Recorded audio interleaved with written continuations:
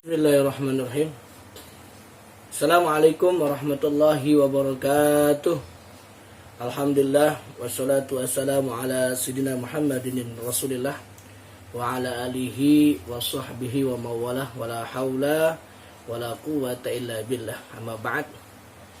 Apa kabar semuanya, siswa-siswi, peserta didik dimanapun kalian berada? Berjumpa lagi dalam pembelajaran kali ini.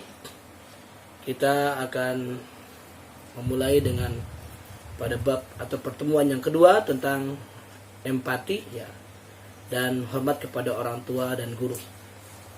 Anak-anak sekalian dimanapun kalian berada, puji syukur marilah kita haturkan pada Allah Subhanahu wa Ta'ala atas rahmat dan karunia-Nya kita mampu berkumpul ya di rumah masing-masing ya. Walaupun kita belajar secara virtual, ini semua adalah anugerah dari Allah Subhanahu wa Ta'ala, yaitu anugerah kesehatan, keafiatan, dan kalian mampu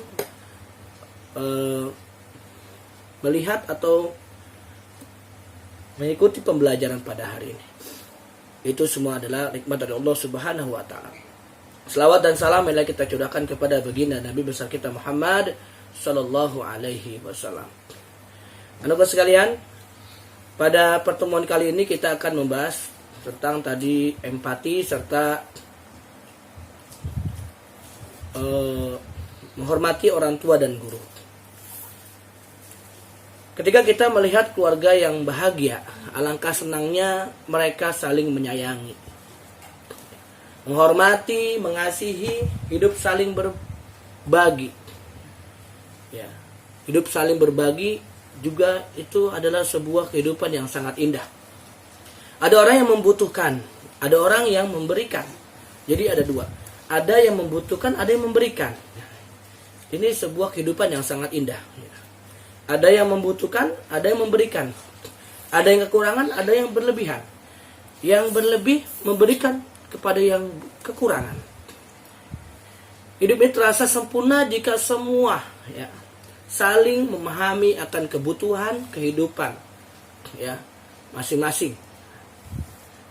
Akan tetapi kita sering sekali ya saksikan dalam kehidupan banyak yang jauh menyimpang dari ajaran Islam, seperti perilaku durhaka kepada kedua orang tua, tidak menuruti nasihat orang tua dan guru, dan tidak menghargai guru. Perilaku ini apabila dibiarkan akan merugikan baik bagi diri sendiri maupun orang lain, sehingga akan membuat kehidupan ini tidak nyaman dan tentram. Anakku sekalian dimanapun kalian berada, sebagai anak muslim ya, kalian, kita semua seharusnya hidup melakukan perilaku yang seperti apa? Yaitu seperti yang kita diajarkan oleh Rasulullah SAW ya, saling berbagi ya, hormat kepada orang tua dan guru ya.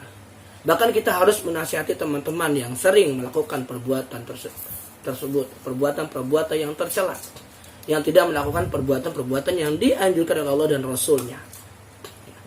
Kita wajib menghormati kedua orang tua yang telah membesarkan kita. Kita juga wajib menghormati guru-guru, karena mereka semua ya, dari mereka lah kita ya sekarang ini bisa membaca dan menulis. Sikap empati atau peduli terhadap orang lain juga harus kita tanamkan. Menghormati orang tua serta menghormati guru merupakan perilaku terpuji yang harus dijunjung tinggi agar kita menjadi manusia yang sempurna. Baiklah anak sekalian, itu adalah sebuah pengantar dari Bapak tentang empati dan penghormatan kepada orang tua. Jadi marilah kita awali dengan baca suratul Fatihah. Ya, mudah-mudahan materi pada kali ini bermanfaat buat kita semua dan buat kalian dapat dicerna dengan baik. Ala hadhihi ya wa likulli niyatin shalihah sihhatan wal afiyah wassalamu ila hadratin nabi al-Fatihah. A'udzubillahi minasyaitonir rajim. Bismillahirrahmanirrahim. Alhamdulillahirabbil alamin arrahmanir rahim maliki yaumiddin. Iyyaka na'budu wa iyyaka nasta'in ihdinas siratal mustaqim صراط الذين أنعمت عليهم غير المغضوب عليهم ولا الضالين رب اغفر لنا ولوالدينا آمين. Kita selanjutnya membahas tentang empati. Apa itu empati? Empati adalah keadaan mental yang membuat orang merasa dirinya dalam keadaan atau seperasaan atau sepemikiran yang sama dengan orang lain. Dalam istilah lain, empati dapat diartikan sebagai kemampuan untuk menyadari diri sendiri atas perasaan seseorang, lalu bertindak untuk membantunya. Empati merupakan sifat terpuji. Ya, Islam menganjurkan hambanya memiliki sifat ini, yaitu empati sama dengan rasa iba atau kasihan kepada orang lain yang terkena musibah. Islam sangat menganjurkan sikap empati, sebagaimana firman Allah Subhanahu wa taala dalam surat An-Nisa ayat 8, ya. Yang artinya, dan apabila sewaktu pembagian itu hadir beberapa kerabat, ini pembagian harta waris, ya. Hadir di situ ada anak-anak yatim dan orang-orang miskin, maka berilah mereka dari harta yang kita dapat, ya, sekedarnya, dan ucapkanlah kepada mereka perkataan yang baik. Quran surah An-Nisa ayat 8. Jadi anak-anakku sekalian, dalam surah An-Nisa ini Allah mengatakan apabila kita diberi warisan dan hadir di situ ada orang-orang miskin, anak yatim, maka kita berikanlah sekedarnya untuk mereka dan berucaplah kepada mereka dengan yang baik. Ya. Jadi apabila kita mendapatkan waris, ya, ayat tersebut menjelaskan apabila ada kerabat, anak yatim dan orang miskin yang ikut menyaksikan, ya, menyaksikan pemberian harta waris kita, maka mereka diberi bagian sekedarnya sebagai tali kasih, kepedulian terhadap mereka. Ya, ditumbuhkan sikap empati ini akan timbul apabila yang pertama, ya, kita akan tumbuh, ya, sikap empati akan tumbuh apabila yang pertama dapat merasakan apa yang dirasakan oleh orang lain, ya.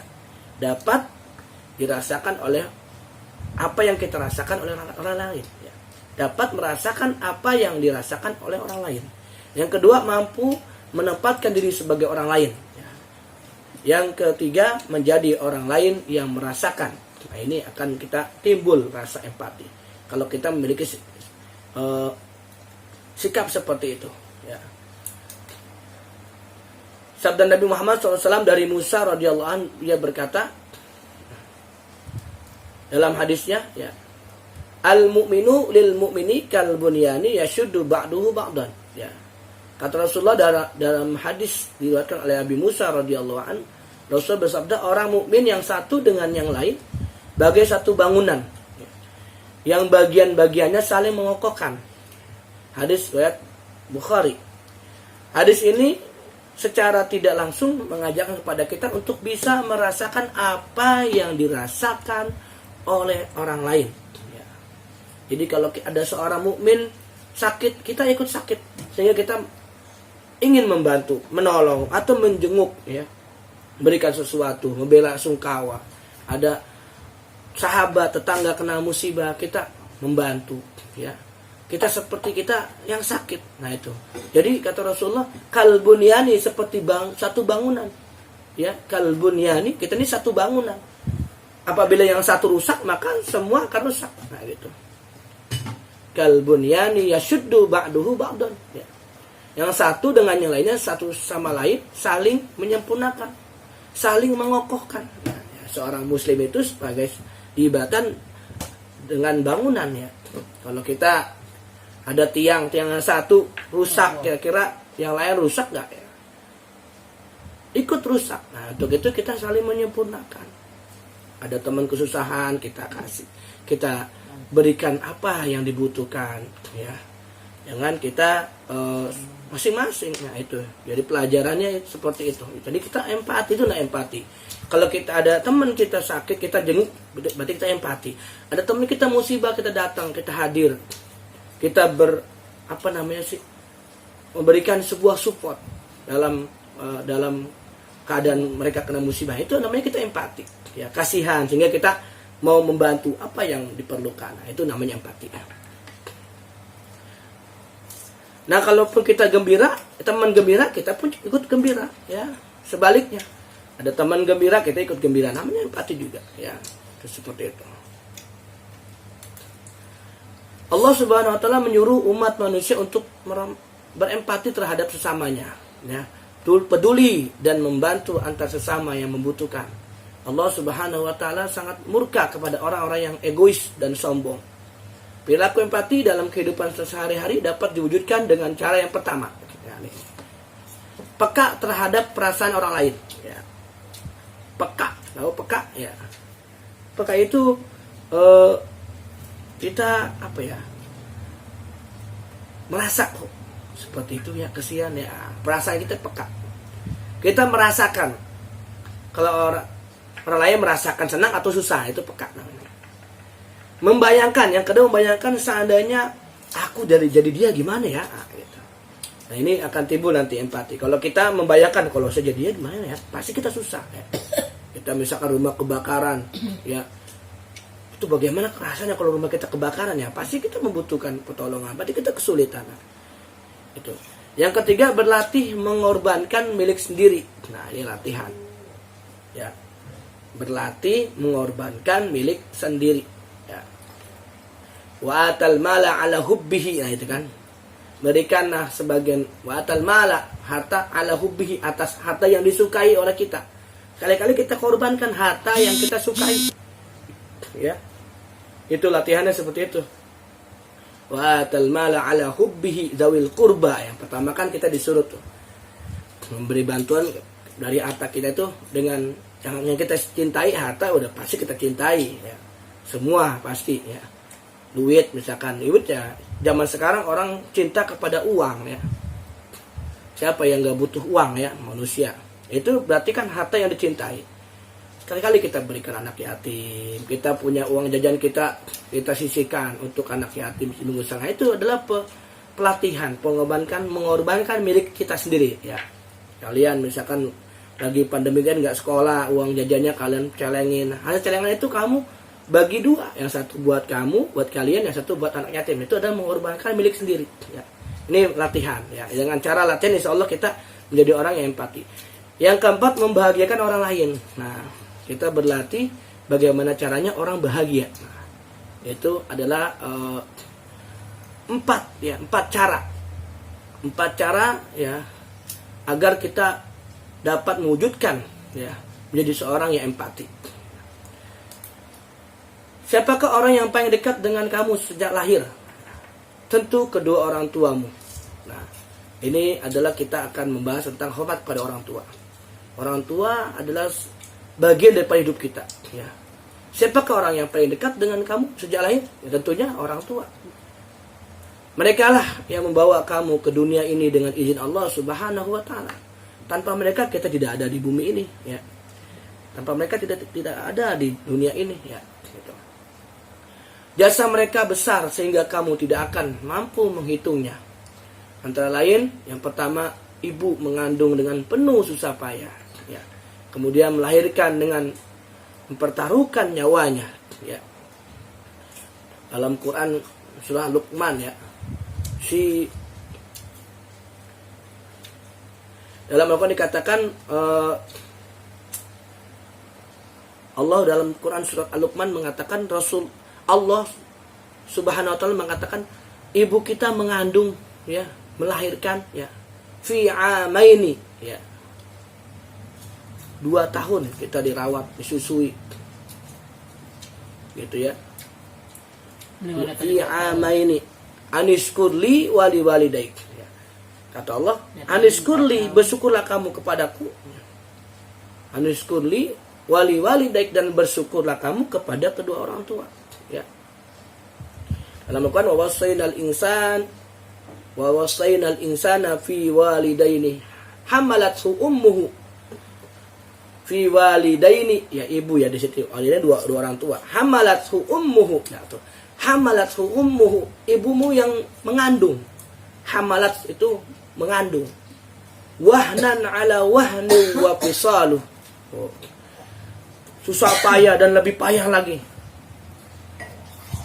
Wa fisaluhu fi amaini, dan menyusui selama 2 tahun ya. Aniskurli wali walidaik, dan bersyukurlah kamu katanya kepada Allah dan kepada kedua orang tuamu. Bagaimana cara bersyukurnya? Ya tentunya kita berbakti. Enggak bilang makasih doang, makasih mak, makasih bu, umi, makasih, enggak. Tapi dengan cara apa kita berbuat baiknya, berterima kasihnya? Dengan cara patuh, ya. Berbuat baiknya dengan cara apa? Patuh. Dalam nasihat-nasihatnya diikutin. Kalau disuruh kita nggak membangkang, itu. Dah, tuh. Yang kedua, ibu menyusui selama 2 tahun dengan penuh kasih sayang dan terjaga malam hari karena memenuhi kebutuhan anaknya. Malam hari bangun, ibu kita nangis, kita BAB pup, ya kan? Orang tua gantiin pampers atau celana. Kalau zaman sekarang ada pampers, ya. Zaman dulu mana ada pampers, ya. Tuh. Ya, waktunya orang tua tidur, dia bangun gara-gara kita. Nah, ini, ya. Ibu dan ayah memelihara kita sehingga kita siap untuk hidup mandiri. Nah, sampai sekarang nih kita masih dipelihara. Ya, kalian semua, kita semua, ya, kalian semua masih membutuhkan mereka. Ya, ibu dan bapak, ayah dan ibu. Ayah dan ibu bekerja keras untuk memenuhi keperluan keluarga. Ya, ayah dan ibu memberi bekal pendidikan. Ayah dan ibu memberikan kasih sayang dengan ikhlas tanpa meminta balasan. Nah, ini semuanya. Nah, kalau kita membangkang, kalau kita melawan, bahkan kita durhaka kepadanya, sungguh kita manusia yang sangat sadis, manusia yang tidak berharga di hadapan mereka, dan manusia tidak berguna bagi semua di sekeliling kita kalau kita seperti itu kepada mereka. Ya, jadi ini adalah sebuah sikap yang harus kita harus lakukan untuk kedua orang tua kita, ya. Dengan cara apa? Melakukan sikap yang baik tadi, bersyukur kepadanya dengan cara mematuhinya, ya. Ikuti nasihatnya, membantunya, ya. Ya gitu. Kita sadar mereka tidak membutuh balasan apapun, ya. Namun kita sebagai seorang anak, kita berbuat baik sesuai dengan perintah Allah, ya. Wa qada rabbuka, a'udzubillahi minasyaitonir rajim, wa qada rabbuka alla ta'budu illa iyyah wa bil walidaini ihsana. Ya. Dan Tuhanmu mewajibkan alla ta'budu illa iyyah. Tuhanmu memerintahkan alla ta'budu illa iyyah. Janganlah kau menyembah kepada selain Allah. Janganlah kamu menyembah kecuali kepada Allah.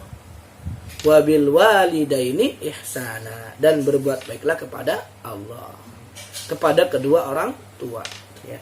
Dan berbuat baiklah kepada kedua orang tua. Bagaimana cara berbuat baiknya tadi, ya? Bukan kita dengan cara apa? Berbakti, gitu, ya. Semoga dapat kita lakukan, ya. Karena besarnya jasa orang tua, kita sebagai anak wajib hukumnya berbuat baik tadi, ya, kepadanya, ya. Dan ingatlah ketika kami mengambil janji dari Bani Israel dalam surah Al-Baqarah ayat 83, Allah mengatakan, dan ingatlah ketika kami mengambil janji dari Bani Israel, janganlah kamu menyembah selain Allah dan berbuat baiklah kepada kedua orang tua, kerabat, anak-anak yatim. Nah, ini kita nggak pada orang tua doang, ada kerabat, anak yatim, orang-orang miskin. Dan bertutur katalah, ya, yang baik kepada manusia, laksanakanlah sholat dan tunaikanlah zakat.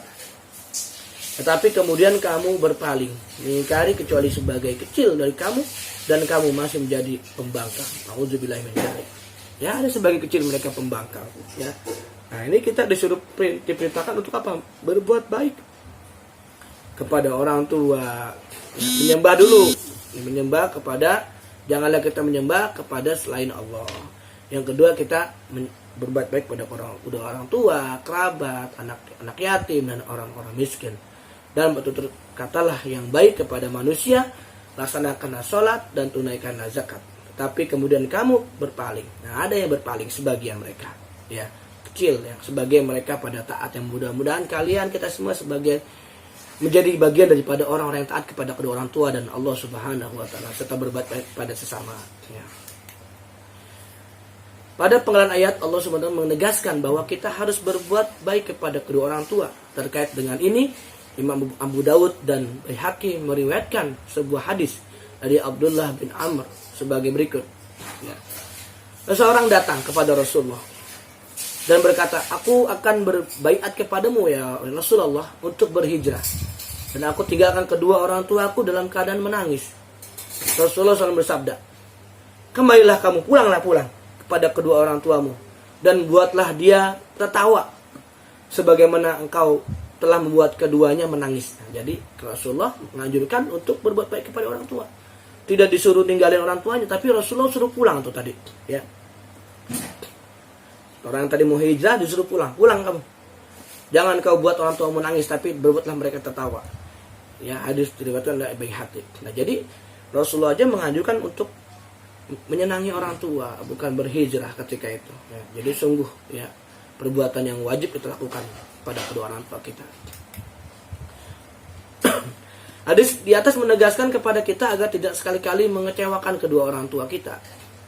Perilaku menghormati orang tua dapat diwujudkan dengan cara yang pertama, ya, ketika orang tua masih hidup, ya, yang masih hidup nih yang pertama, kita memperlakukan keduanya dengan sopan, dengan hormat. Yang kedua, membantu keduanya, bantu pekerjaannya. Yang ketiga, mengikuti nasihatnya. Apabila nasihat itu baik, kalau yang baik jangan, kalau yang nggak baik jangan. Tapi yang baik-baik, ya. Tapi nggak mungkin orang tua pasti menasihati yang baik. Yang keempat, membahagiakan keduanya. Ya, nih, ya, 4 ini kita lakukan bagi mereka yang orang tua masih hidup, ya.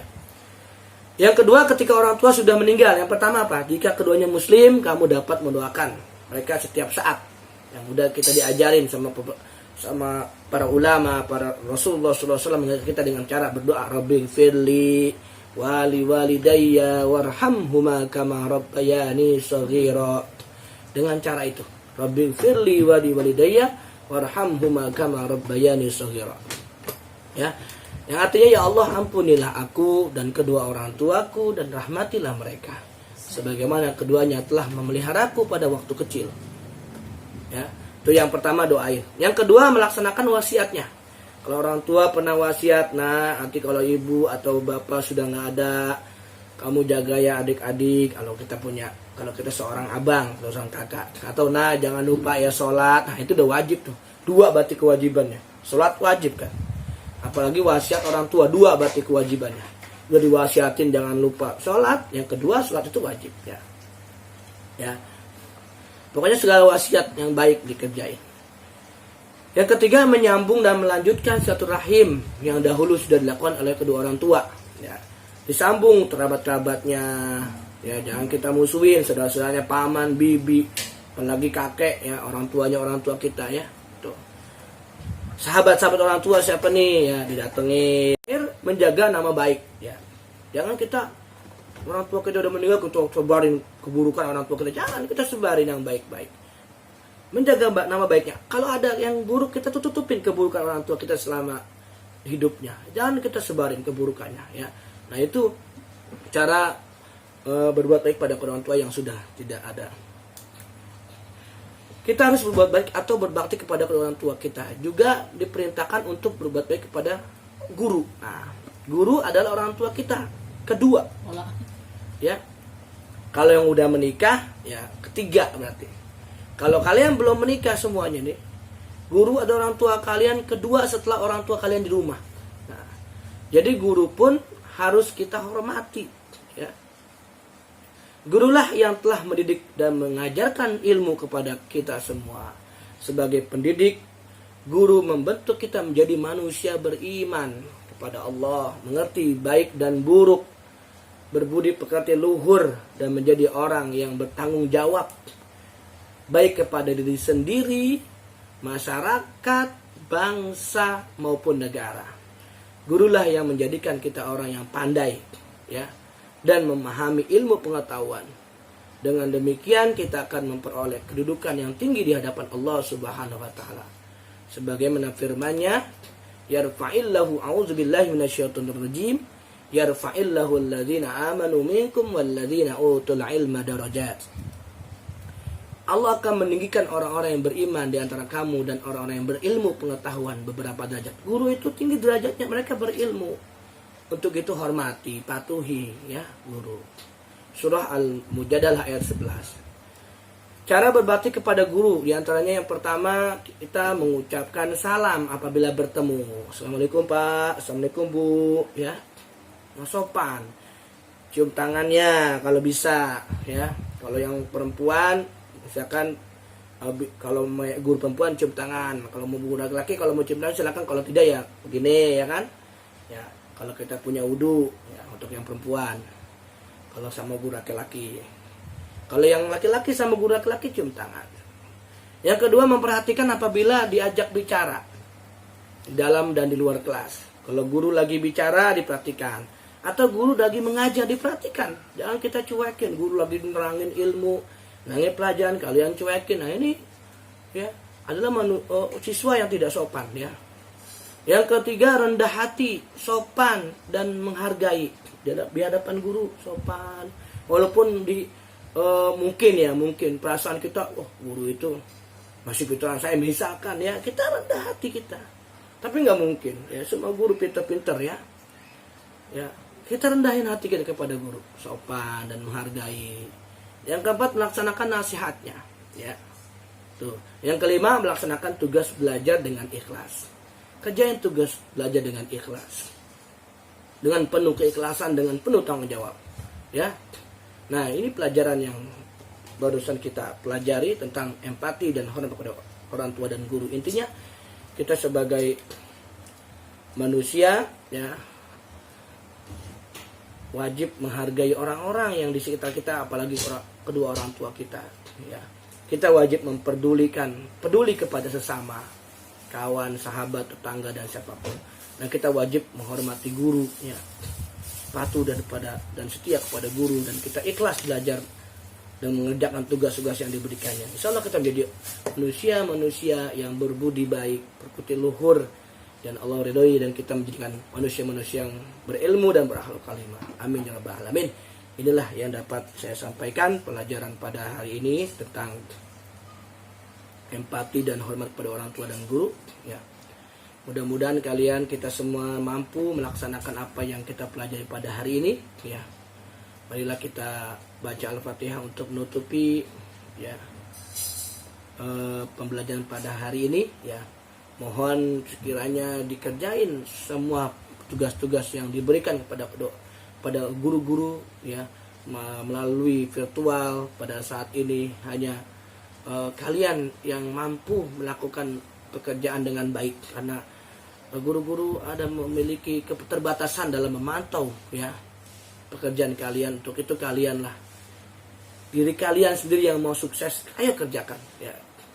Bagi yang mereka melakukan kerjaan guru dengan ikhlas, insya Allah jadi anak-anak yang sukses, anak-anak yang diberikan keridhaan dari para guru. Amin ya rabbal alamin.